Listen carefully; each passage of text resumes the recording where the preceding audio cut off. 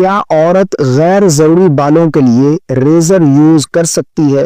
کیونکہ ہماری گھر کی بڑی خواتین کہتی ہیں اگر کوئی عورت لوہے والی چیز استعمال کرے تو اس سے اس کا جنازہ بھاری ہو جاتا ہے۔ یہ کسی خاتون نے سوال لکھا ہے۔ شریعت کا یہ کہنا ہے کہ غیر ضروری جو بال ہیں، یعنی بغلوں کے بال ہو گئے یا پھر زیر ناف جو بال ہیں، غیر ضروری بال ہیں، 40 دن کے اندر ان کو کاٹ لیا جائے۔ اگر کوئی 40 دن تک نہیں کاٹتا، سے زیادہ دن ہو جاتے ہیں، تو یہ مکروہ ہے اور ایسا شخص پھر گنہگار ہے۔ شریعت یہ مطالبہ کرتی ہے کہ 40 دن کے اندر جو غیر ضروری بال ہیں، بغلوں کے بال ہیں یا پھر زیر ناف بال ہیں، ان کو صاف کر لیا جائے، کاٹ لیا جائے۔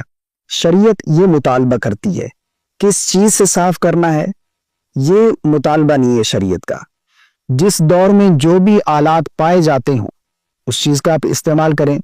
اگر کوئی عورت یہ سمجھتی ہے کہ اسے ریزر بلیڈ وغیرہ استعمال کرنے سے اچھی طرح پاکی حاصل ہو جائے گی تو وہ ریزر بلیڈ وغیرہ استعمال کر سکتی ہیں۔ شرعاً یہ بالکل جائز ہے، کوئی گناہ نہیں ہے۔ اور یہ جو بات بتائی جاتی ہے کہ اس سے اس عورت کا جو ہے وہ مرنے کے بعد جنازہ بھاری ہو جاتا ہے، تو اس بات کا دین کے ساتھ کوئی تعلق نہیں ہے۔ یہ من گھڑت بات ہے، اسے آپ جو ہے یہ نہ سمجھے کہ یہ کوئی دین کی بات ہے، بلکہ یہ من گھڑت بات ہے۔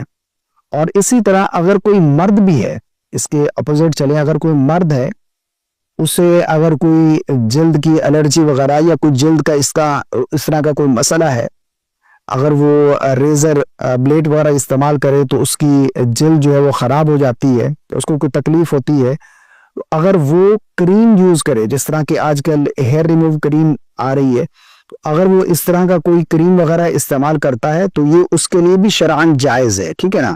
شریعت یہ مطالبہ کرتی ہے کہ 40 دن سے پہلے ان بالوں کو صاف کر لیا جائے۔ کس چیز سے کرنا ہے یہ آپ کا مسئلہ ہے۔ آپ جس چیز سے آپ کو اچھی طرح پاکی حاصل ہوتی ہے آپ اس چیز کا استعمال کر سکتے ہیں، ٹھیک ہے نا۔